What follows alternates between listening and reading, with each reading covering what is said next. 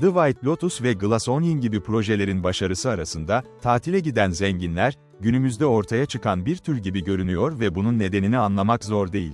Güzel insanları güzel yerlerde izlemek gibi bir kaçış yok. Kağıt üzerinde, Netflix'in The Four Seasons dizisi, plajdan karlı bir harikalar diyarına kadar uzanan 4 muhteşem yerde oynayan sevilen aktörleri gösteren bir başarı reçetesi. Ne yazık ki, oldukça sönük bir kaçış olduğu ortaya çıkıyor. 4 mevsim, nedir? Four Seasons, 3 çifti bir yıl boyunca takip ediyor ve birlikte yaptıkları 3 aylık seyahatlerde onları kontrol ediyor. İlk önce Jack ve Kate ile tanışıyoruz. Jack'in ikili arasında daha hassas ve idealist, Kate'in ise daha açık sözlü ve alaycı olduğu hemen anlaşılıyor. Evlilikleri ilk başta nispeten mutlu görünse de, dizi ilerledikçe aralarında bazı kızgınlıklar olduğu ortaya çıkıyor. Özellikle Jack, Kate'in evliliklerini ihmal ettiğini düşünürken, Kate sürekli olarak onunla ilgilendiği için hayal kırıklığına uğruyor. Sonra Dani ve Claude var. Dani, sağlık sorunları olan ve bunları görmezden gelmeye kararlı bir işkoliktir. Claude ise ona düşkün ve bazen onu boğan kocasıdır. İkisinin açık bir ilişkisi vardır. Bu durum, bazen daha geleneksel arkadaşlarını şaşırtmaktadır. Son olarak, 25 yıldır birlikte olan Nick ve Anne var, onlar da yüzeyde mutlu görünseler de, Nick hepsini şaşırtarak anneden boşanmak istediğini söyler.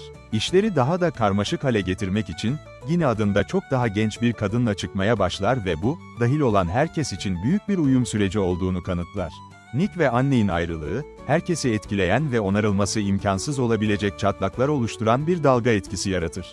4 mevsim, muhteşem oyuncu kadrosunu boşa harcıyor.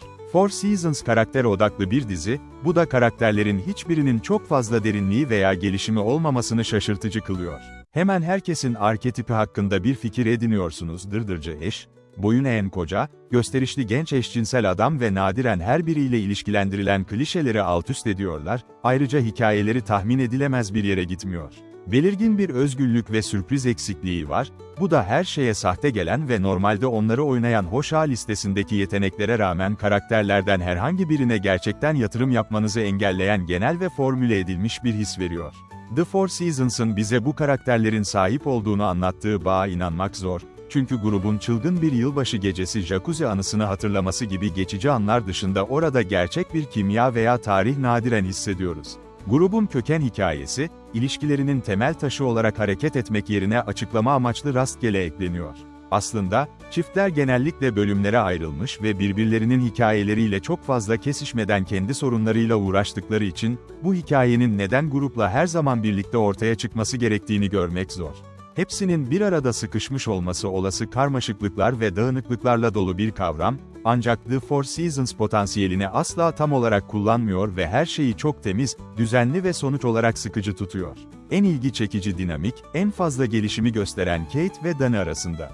Arkadaşlıkları en ayrıntılı ve gerçek hissettiriyor, Faye ve Domingo, grubun en şüpheci ve mantıklısı olarak birbirlerini iyi tamamlıyor.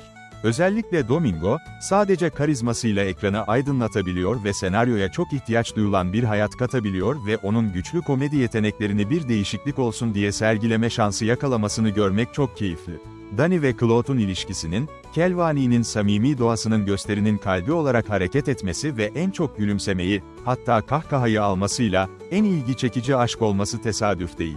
Gösteri işe yaradığında, bunun sebebi onlar. Diğerleri kendilerine verilenle ellerinden gelenin en iyisini yapmaya çalışıyorlar. Ancak Carol ve Ford gibi ağır toplar bile tek boyutlu karakterlerini kurtaramıyor. 4 mevsim, sizi güldürecek kadar komik ya da umursamanızı sağlayacak kadar derin değil. The Four Seasons'ın yapısı mantıksal olarak mantıklı, her yolculuğa ayrılmış 2 yarım saatlik bölüm var, ancak karakterler aynı ikilemi sıkıcı bir etki yaratacak şekilde tekrar ısıtıp dururken, tempo yavaş ve durgun. Çatışmada gerçek bir ısırık veya gerilimde bahis yok, bu da tüm sorunları sığ ve alakasız hale getiriyor. The White Lotus gibi bir dizi, elbette, çoğunlukla önemsiz şikayetler ve pasif-agresif tartışmalar etrafında dönüyor. Ancak The Four Seasons'da özellikle eksik olan, gerçek bir stil veya keskinlik duygusundan yoksun, sabun köpüğü gibi, öz farkındalıklı bir kalite var. Bu, saçmalığa ve abartılı şakalara oynasaydı iyi olurdu. Ancak The Four Seasons oraya da gitmiyor ve izleyiciyi kahkahalar getirecek kadar keskin veya duygusal bir tepki uyandıracak kadar dramatik olmayan, temizlenmiş, risksiz bir belirsizlikte bırakıyor.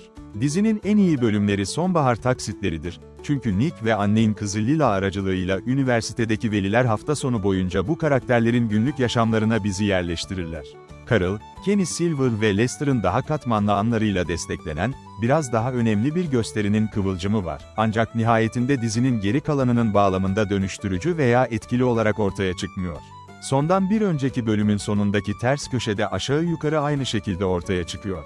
Dizinin bize ne hissettirmek ve düşünmemizi istediği açık, ancak kitaba göre yürütülmesi, bunu tasarlandığı şekilde deneyimlememizi engelliyor.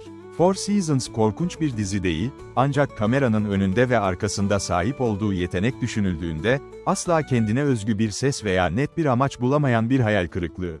Ben neredeyse cesur, deneysel bir felaket olmasını tercih ederdim. Çünkü geniş ve akılda kalıcı olmayan bir şeyle yetinmesi, bir araya getirdiği efsanevi aktörlerin daha da büyük bir israfı gibi görünüyor.